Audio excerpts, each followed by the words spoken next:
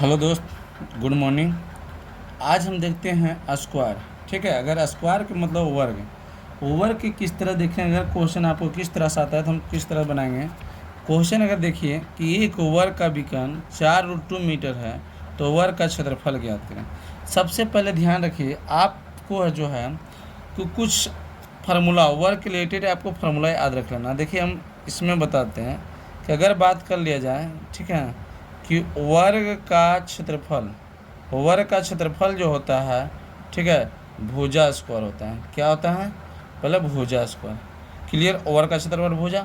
अब देखते हैं कि वर्ग का परिमाप, वर्ग का जो परिमाप होता है वो होता है 4 गुने भुजा। क्या होता है? 4 गुने भुजा।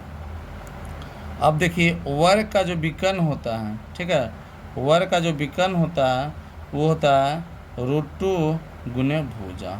ठीक है, √2 गुने भुजा। अगर आप वर्ग बनाते हैं तो ये चीज़ को आपको याद रखना पड़ेगा। ठीक है दोस्त, तो यहाँ देखिए एक वर्ग का विकर्ण इतना दिया गया, तो जो चीज़ दिया गया हम उसी से चलेंगे। ठीक है, कि वर्ग का विकर्ण, वर्ग का विकर्ण, वर्ग का जो विकर्ण हुआ अभी लिखा हुआ है √2 गुने भुजा, तो √2 गुने भुजा। ठीक है, अब देखिए वर्ग का विकर्ण कितना है, तो 4√2 है, 4√2 है। अब यहाँ लिखा हुआ कितना, 2 गुने भुजा। ठीक है, अब ध्यान से देखिए, रूट से ख़त्म, √2 से रूट ख़त्म, तो आया कितना, आया है कि भुजा बराबर, ठीक है, 4 मीटर। मीटर में मीटर, ये आपको भुजा निकल गया। ठीक है, क्या निकल गया? भुजा।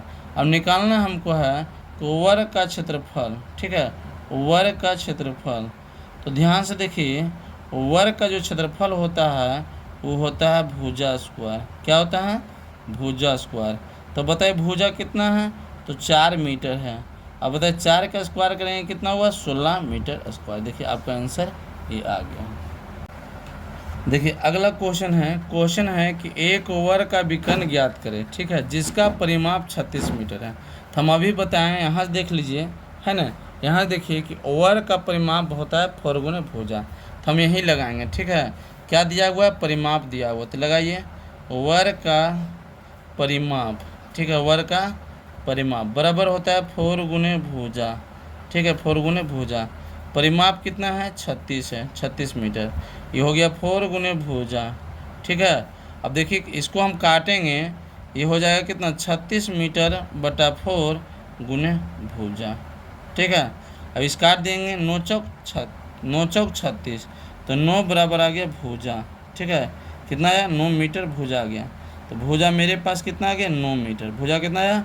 9 मीटर। ठीक है, अब यहाँ देख लेते हैं, अब निकालर करा क्या? विकर्ण।